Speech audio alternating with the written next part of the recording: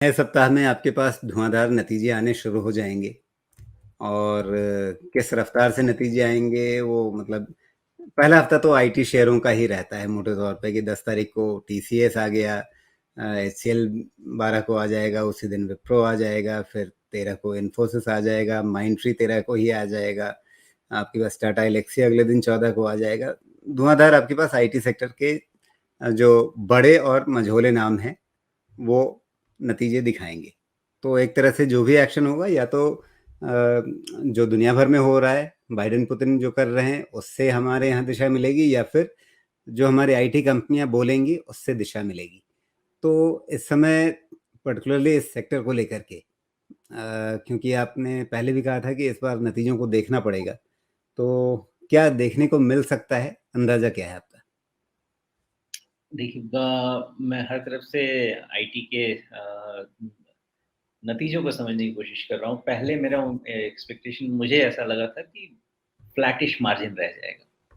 लेकिन जो एस्टिमेट्स आ रहे हैं उसके हिसाब से लोगों को मार्जिनल एक्सपेंशन एक्सपेक्टेड है इस क्वार्टर में मार्जिन का, व्हिच इज़ ओके।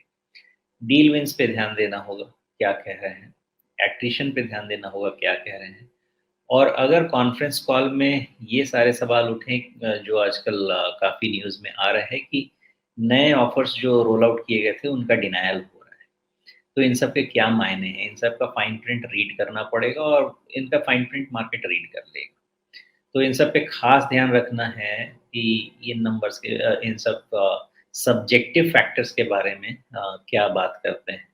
तो अगले हफ्ते बहुत ज़्यादा देर है नहीं, समझ में आ जाएगा। मेन चीज़ है मेक और ब्रेक सिचुएशन है। लेकिन दूसरी प्रॉब्लम जो सबसे बड़ी प्रॉब्लम है, हमारा जो आईटी इंडेक्स है वो बहुत ही क्लोज़ली रिलेटेड है नैस्डैक से। नैस्डैक को रीड करना बहुत ज़रूरी है, वो कैसा बिहेव करता है बिकॉज़ वहाँ का सिचुएशन में ही प्रॉब्लम और उसमें अगर प्रॉब्लम आ गई, तो हमारा देखिए मैं तो यही जानता हूँ और जो मैं देखता हूँ वो एज़ इट इज़ पुट कर रहा हूँ कि हेडलाइंस बाद में as per the event adjust हो जाता है। तो इवेंट हो जाएगा फिर हेडलाइन एडजस्ट हो जाएगा। तो अभी का इवेंट जो दिख रहा है मुझे वो नैस्डैक का ठीक नहीं दिख रहा। और नैस्डैक को किसी भी तरह से अपने को 10,000 के नीचे क्लोज़ होने से बचाना है। क्योंकि अगर 10,000 के नीचे न नैस्डैक क्लोज़ हो गया तो मैं आपको बिल्कुल आराम से कह सकता हूँ कि हर जस्टिफ़िकेशन आईटी इंडेक्स के अगेंस्ट आ जाएगा, चाहे जितना भी अच्छा वो रिज़ल्ट कर ले। तो दोनों चीज़ें अपने को बहुत साथ में करनी है।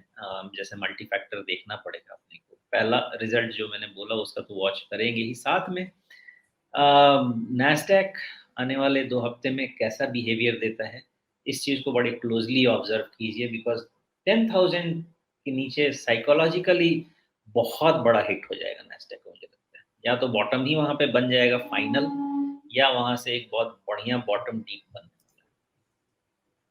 जी। अगर 10,000 टूटा तब तो दिक्कत बढ़ेगी जैसा आप कह रहे हैं, लेकिन अगर 10,000 के आसपास कहीं बॉटम बन गया, तो क्या वो एक बढ़िया डबल बॉटम, ट्रिपल बॉटम जैसा कुछ बन जाएगा? क्या डब्ल्यू शेप भी वहाँ से रिकवरी आ सकती है? आ सकती है, लेकिन उसके लिए फिर हमको कहीं न कहीं सेंटिमेंटल और फंडामेंटल कम्फर्ट चाहिए, जो कि जियोपॉलिटिकल सिचुएशन से ही आएगा। क्योंकि ये अगर हम बात ये करेंगे कि इंटरेस्ट रेट राइज़ चल रही है, वो चलेगी, which will again bring US into recession 6 महीना डाउन द लाइन। अगर ऐसा बोलेंगे, तो फिर भाई फिर उस समय तो रियल रिसेशन होगा ना। अभी तो यूएस ने इवेट कर लिया बोल के कॉर्पोरेट प्रॉफिटेबिलिटी पे कोई इम्पैक्ट नहीं है। तो हम इस 2 क्वार्टर के नेगेटिव ग्रोथ को रिसेशन नहीं मानते। ओके, उस समय क्या जवाब दोगे? तो फिर मार्केट वो फैक्टर करने की कोशिश करेगा।